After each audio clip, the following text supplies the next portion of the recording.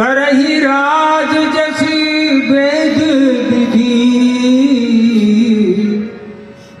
निकुल वंश उदार। धर्म रक्षक प्रजापालक श्रीमन मिथिलाधिपति श्री विदयराज जी महाराज की दया करुणा के सागर निमिकुल वंश उजागर श्रीमन मिथिलाधिपति श्री विदयराज जी महाराज की यति वितरागी संत चरण कृपा प्रसाद से हम धर्म का व्याख्यान नित्य ही श्रवण किया करते हैं, अवगत ही है। फिर भी सत्संग चर्चा के मध्य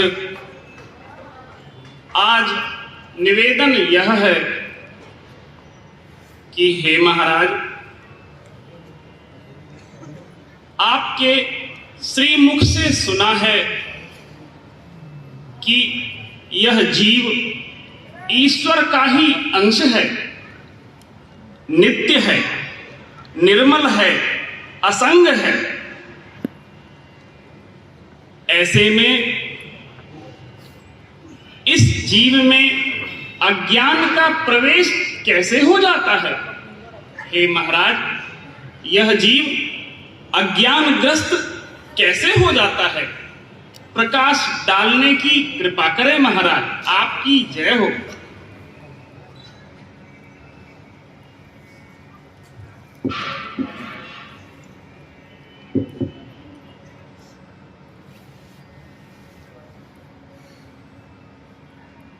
मंत्रीवर, आपका प्रश्न आपकी ज्ञानार्जन करने वाली सूक्ष्म बुद्धि का प्रतीक है।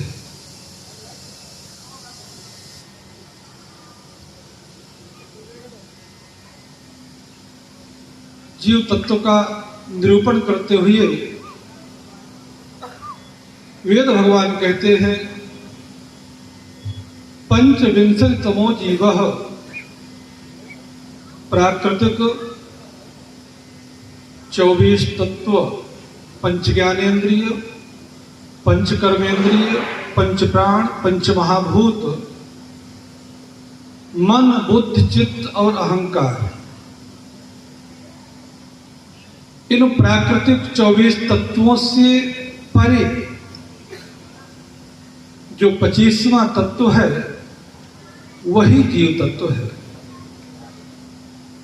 जिसके रहते इस शरीर की सत्ता बनी रहती है। या यूं कहें कि जिसके अभाव में इस शरीर की सत्ता समाप्त हो जाती है, यह अचेतन हो जाता है, इसकी मृत संज्ञा हो जाती है, जिसके कारण वही जीव तत्व है। उस जीव के स्वरूप का वर्णन करते हुए स्तुति भगवती कहती है कि बालाग्र शतभागस्य शतधा कल्पितस्य च जीवो भागस्य विज्ञेयः। एक बाल के अग्रभाग को शतभागों में विभाजित किया जाए और वह शतांश लेकर पुनः उसे शतभागों में विभाजित किया जाए, वह सहस्रांश जितना सूक्ष्म होगा उससे भी सूक्ष्मतर इस जीव का स्वरूप कहा गया है, जो इनमें चर्म चक्षुओं से देखना सर्वथा असंभव है। मंत्रीवर, इसी तरह इन सभी तत्वों के गुण धर्म भी होते हैं। स्वभावः सच्चिदानंदो नित्य निर्मलमात्मनः। जैसे सूर्य का गुण प्रकाश है, जल का निर्मलता है, अग्नि का उष्णता है, ठीक इसी तरह इस जीव का भी सच्चिदानंदमय नित्यता और निर्मलता है। यह जीव सच्चिदानंदमय है। मंत्रिवर, यह अध्यात्म विषयक आत्मज्ञान अति गूढ़ है। जो भी मनुष्य इसे प्राप्त करना चाहता है उसे सावधानी पूर्वक एकाग्रमन समाहित चित्त होकर इसे श्रवण करना चाहिए। यह जीव सदा से नित्य मुक्त, शुद्ध बुद्ध, असंग और चैतन्य स्वरूप है।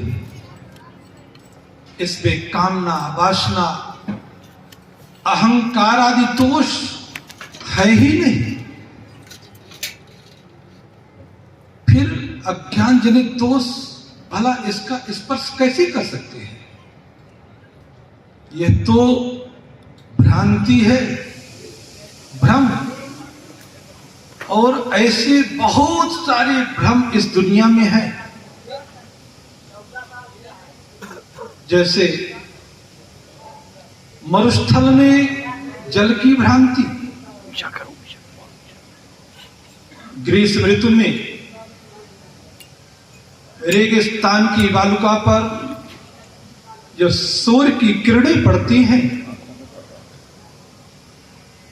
तो जलाभास होता है और उसे देखकर प्यासा मृग दौड़ पड़ता है। दौड़ता दौड़ता आगे जल है, आगे जल है, और दौड़ता दौड़ता दौड़ता दौड़ता अपने प्राणों को विसर्जन कर देता है, किंतु उसे एक बूंद जल मिलता नहीं, क्योंकि वहां जल है ही नहीं। वो तो केवल मृग मरीचिका के कारण जल की भ्रांति है। इसी तरह है इंद्रधनुष होता नहीं पर दिखाई दे जाता है। अब कहें इंद्रधनुष स्वर्ग में है, पाताल में है, मृत्यु लोक में है, या किसी देव विशेष के पास, कहीं भी नहीं है, पर दिखाई दे जाता है। यह भी एक भ्रम है। जिस तरह झाड़ियों में भूत होता नहीं है, पर मानसिक कल्पना के कारण वह छायावत दिखाई दे जाता है। मंत्रिवर, इसी तरह इस दुनिया में बहुत सारे भ्रम हैं और यह मनुष्य भ्रम में जीवन व्यतीत करता हुआ ही अंततः मृत्यु को आत्मसात कर लेता है, किंतु उसे आत्मज्ञान हो नहीं पाता। यही जीव की विडंबना है, इस मनुष्य की विडंबना है।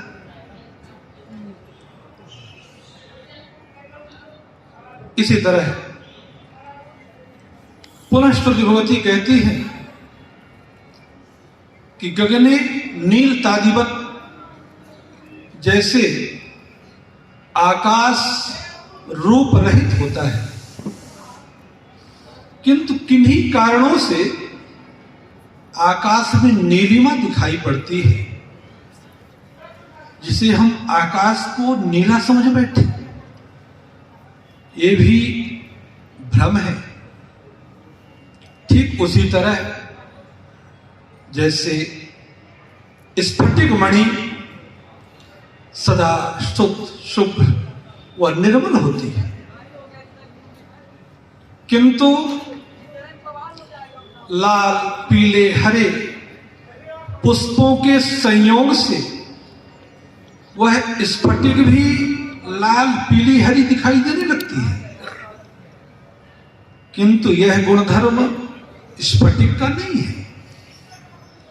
वो तो उन पुष्पों से पृथक होते ही पुनः अपने पूर्व स्वरूप में आ जाती है, जो उसका वास्तविक स्वरूप है। इसी तरह है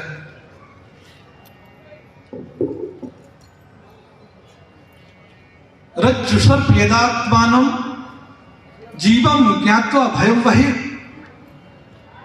जैसे यह मनुष्य रस्सी को देखकर उसमें सर्प का भय हो जाता है। कब तक? जब तक अंधेरा है,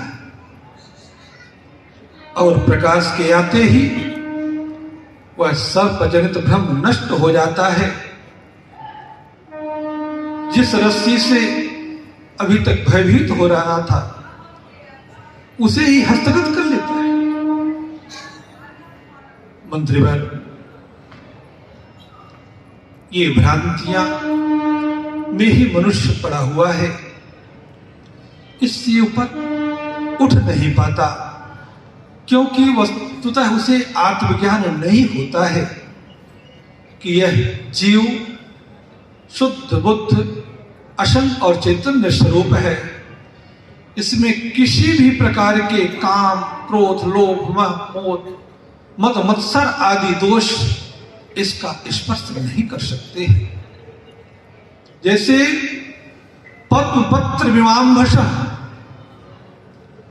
कमल पत्र को जल स्पर्श नहीं कर सकता, ठीक उसी तरह इस जीव को ये सभी अज्ञान जनित दोष इसका स्पर्श नहीं कर सकते। यही आत्मज्ञान है। स्तुति भगवती भी कहती है, ऋते ज्ञानानंद मुक्ति ही, बिना ज्ञान की मुक्ति नहीं होती। वह ज्ञान क्या है? यह आत्मज्ञान ही ज्ञान है, और यही ब्रह्म साक्षात्कार का साक्षात कारण है, और यही जीव की मोक्षा अवस्था भी है। अतः इस मनुष्य को जैसे ही आत्मज्ञान होगा तो ये जो भ्रम है कि जीव में अज्ञान आ जाता है, ये स्वयं नष्ट हो जाएगा, और यही वास्तविकता है। एतदालम्बनम ज्ञात्वा मे तदालम्बनम परम, एतदालम्बनम ज्ञात्वा ब्रह्मलोके महीयते इत्यादि प्रमाण, अनेकों प्रमाण उपनिषदों में द्रष्टव्य हैं।